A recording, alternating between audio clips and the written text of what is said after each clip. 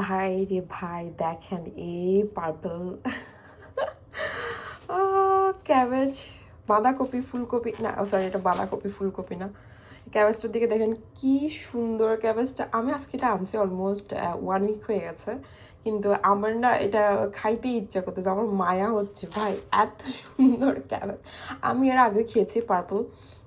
But আমার কেন জানি আমি যখন পার্পল ক্যাবেজ নিয়ে আসি আমার এটাকে সাজায় রাখতে ইচ্ছা করে আমার কেন জানি এটাকে রান্না করতে ইচ্ছা করে না তো আমি অবশ্যই রিয়েলাইজ করলাম এটা অনেক পুরানো হয়ে যাচ্ছে আমার জলদি জলদি এটা রান্না করে শেষ করা উচিত কিন্তু এটা দিয়ে আমি কি রান্না করব আমি জানি না কিন্তু এখানে অনেক মানুষ এটা দিয়ে কিন্তু স্যালাড করে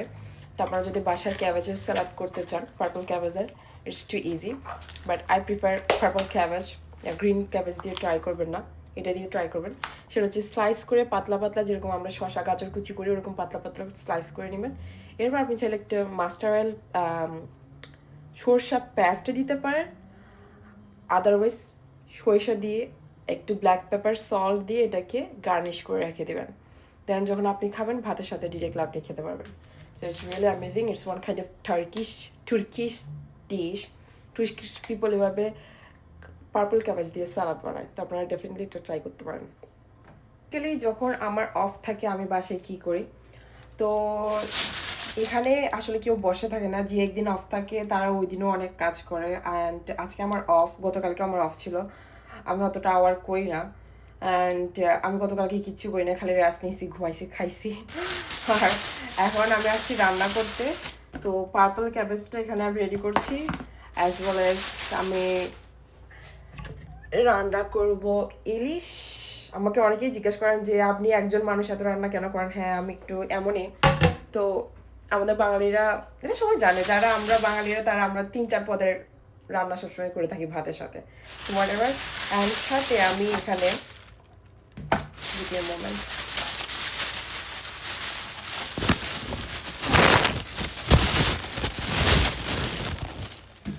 ওকে so you can see such a big ginger garlic তা আমি ওগুলোকে পেস্ট করে স্টোর করবো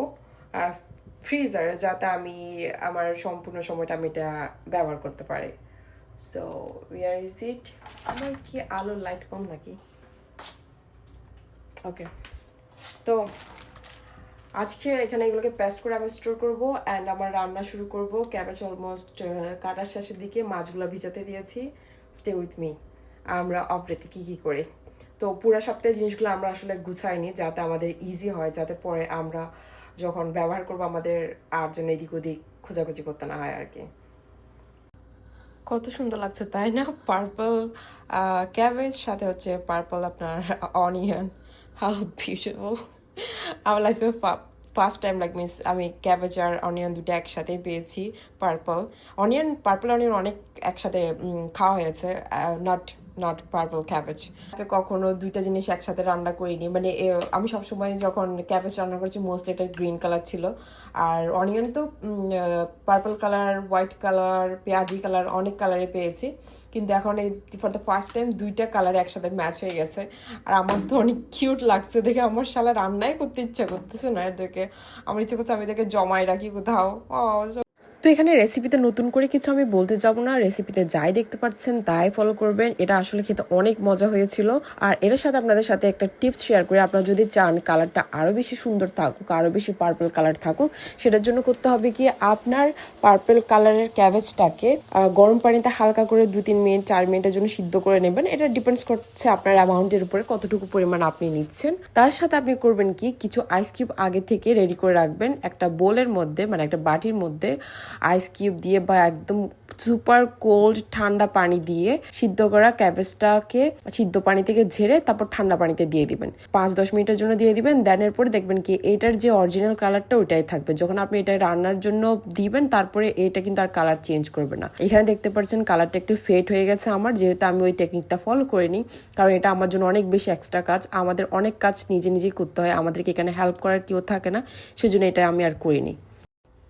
তো আপনারা যারা ডাম্পলিং বা মোমো পছন্দ করেন আপনারা চাইলে এই ক্যাবেজটা বয়েল করে ডাম্পলিং হিসেবে ইউজ করতে পারেন অ্যান্ড জাস্ট ইমাজিন এটা পার্পল কালার অনেক সুন্দর লাগবে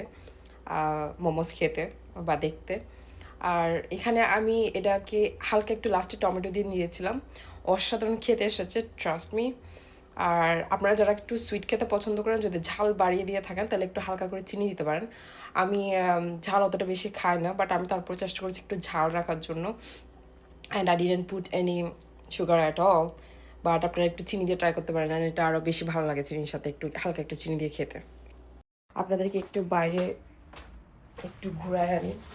মা গো মা, কি যে আলো! দেখেন, এটা নাকি উইন্টার, এটা কেউ বলবে উইন্টার? কোন অ্যাঙ্গেলে মনে হয় ভাই এটা উইন্টার? দেখছেন নি সূর্যের আলো? দেখেন ভাই, আমার তো সূর্যের আলোটা অনেক মজা লাগতেছে। আমার তো কোনো অ্যাঙ্গেলে মনে হয় না এটা উইন্টার, বাট হ্যাঁ অনেকটা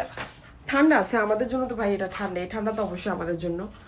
হয়তো আমেরিকানদের জন্য ঠান্ডা না। আমি জাস্ট এই মাত্র আমার একটা ফ্রেন্ডের পোস্টে দেখলাম, সে জাস্ট ছোট্ট একটা ড্রেস পরে রাস্তার মধ্যে ঘুরতেছে, এত বড় বড় হিল পরে। ঘুমা কেমনে পারে ভাই রে ভাই, আমাদের এসব হয় না। আমার ঠান্ডা লাগে, আমি ঠান্ডার জন্য জীবনে কখনো স্টাইল করতে পারলাম না। আমার অনেক কাপড় চোপড়, আমার অনেক কাপড় চোপড় কেনা আছে, বাট আমি একমাত্র ঠান্ডার কারণে আমি কখনো কোনো স্টাইল করতে পারি না। তো এই ছিল আমার অফ ডে। আর পার্পল কালার ক্যাবেজ নিয়ে, মানে বাঁধাকপি পাতাকপি যেটা বলেন না কেন, এটা নিয়ে যদি আপনাদের কোনো পার্সোনাল সাজেশন বা রেমেডিস থাকে, রেসিপিস থাকে, দেন আপনারা কমেন্টে শেয়ার করতে পারেন। আমি নেক্সট টাইম এটা ট্রাই করবো। টিল দেন সবাই ভালো থাকবেন, চিজ, সি ইউ গাইস।